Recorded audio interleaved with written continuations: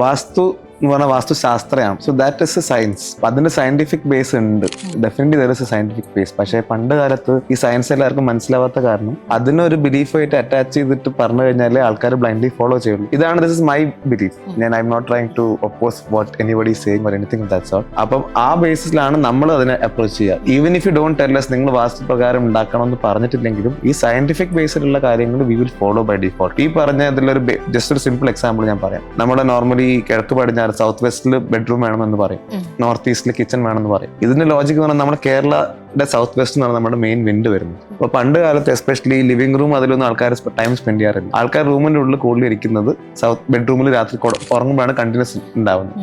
അപ്പൊ ഏറ്റവും fresh air വന്ന് കയറുന്ന സ്പേസിൽ നമ്മൾ ഉറങ്ങണം എന്നുള്ളതാണ് അതിന്റെ ബേസിക് ലോജിക്. അതേപോലെ ഭയങ്കര സ്ട്രിക്റ്റ് ആയിട്ട് വെക്കാൻ പാടില്ല എന്ന് പറയുന്നതായിരുന്നു ബാത്റൂം ഒരിക്കലും സൗത്ത് വെസ്റ്റിൽ വെക്കാൻ പാടില്ല. Same logic. ബിക്കോസ് ബാത്റൂമിന്റെ സ്മെല്ല് കാറ്റ് അകത്തേക്ക് വരുമ്പോൾ അവിടെ ബാത്റൂം വെച്ചാൽ ആ സ്മെല്ല് വീടിന്റെ അകത്തേക്കാണ് അടിച്ചു കയറുക. Lot of vastu principles have these kind of scientific backing. അപ്പൊ നിങ്ങളുടെ സൗത്ത് വെസ്റ്റിൽ 30 നിലയുള്ള ബിൽഡിങ്ങും വലിയൊരു മതിലും ആണെന്നുണ്ടെങ്കിൽ നിങ്ങൾ അവിടെ ബെഡ്റൂമിന്റെ ഡോർ വെച്ചതുകൊണ്ട് വിൻഡോ വെച്ചതുകൊണ്ട് അവിടെ നിന്ന് കാറ്റ് വരില്ല. അപ്പം ഈ സയൻസിനെ നമ്മളെ സിറ്റുവേഷനായിട്ട് അണ്ടർസ്റ്റാൻഡ് ചെയ്തിട്ട് നോക്കണം എന്നുള്ളൊരു ആംഗിൾ അവിടെ ഉണ്ട്.